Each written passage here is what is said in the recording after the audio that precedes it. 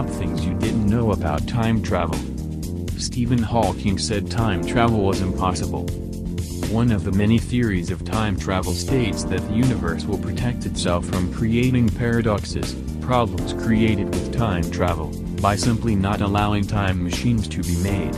All time machines are likely to self-destruct the moment they are activated, famed physicist Kip Thorne told Scientific American.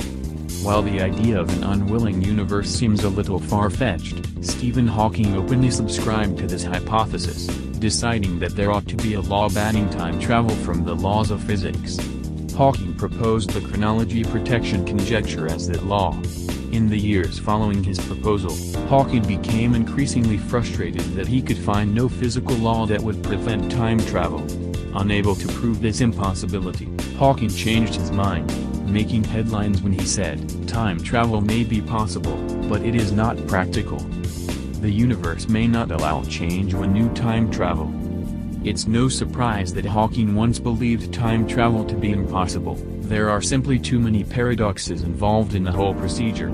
The most famous of these, the grandfather paradox, proposes the following conundrum.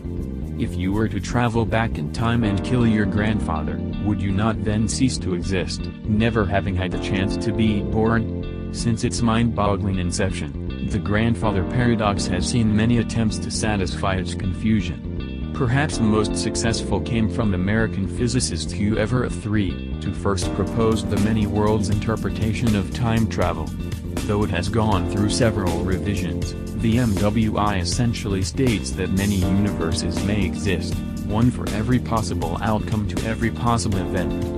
Therefore, if you were to travel back in time and kill your grandfather, the universe from which you traveled would remain unaffected and you would live on because the universe would shift to keep you alive, however possible. We may have already been visited by a time traveler. Back in 2000, a person who identified himself as John Titor began visiting online Sophie discussion forums, claiming to be a military time traveler from the year 2036. Appearing, and later disappearing, without a trace, Titor engaged and entertained the online public, providing numerous predictions and details about time travel and the future.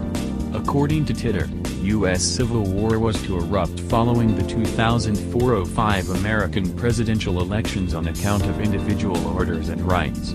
Titor made predictions that civil liberties would be lost in preference of national security.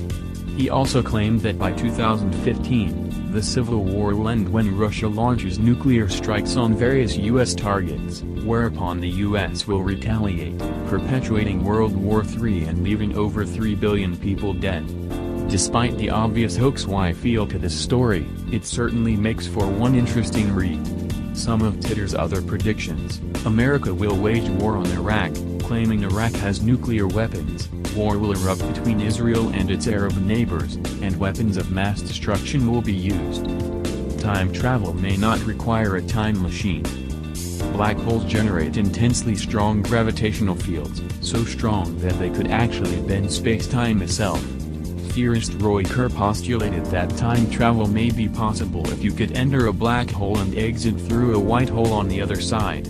While a black hole pulls everything toward it, a white hole would essentially push everything away from it, using matter with negative energy density. Though it sounds like a peachy theory, unfortunately, all known forms of matter have positive density. However, exotic matter is predicted by quantum field theorists to exist, only it has yet to be produced and seems available in quantities far too small for actual time travel. Don't fret just yet, new research now proposes that time travel may be possible without using exotic matter.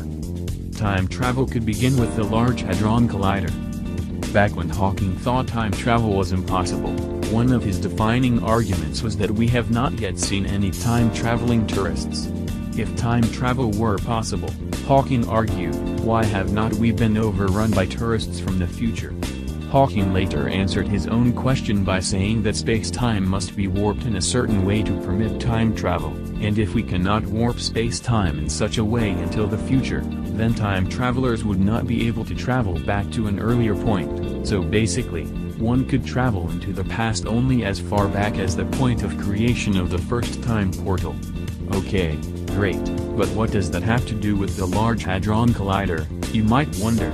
Well, in 2008, the European Organization for Nuclear Research, known as CERN, unveiled its $9 billion Large Hadron Collider, the most powerful atom smasher ever known. The LHC is a modern marvel of technology, and is called the most complicated thing humans have ever built. It measures 17 miles in circumference, sits 574 feet underground and facilitates the head-on collision of protons that travel near the speed of light. In fact, the LHC is so powerful that Russian mathematicians Irina Arefyeva and Igor Volovich claim that it sets the conditions for the creation of a wormhole, providing a potential doorway for unexpected visitors from the future. Though the doorway is probably too small for humans to pass through, is it possible that we'll start seeing miniature messengers from tomorrow? Only time will tell.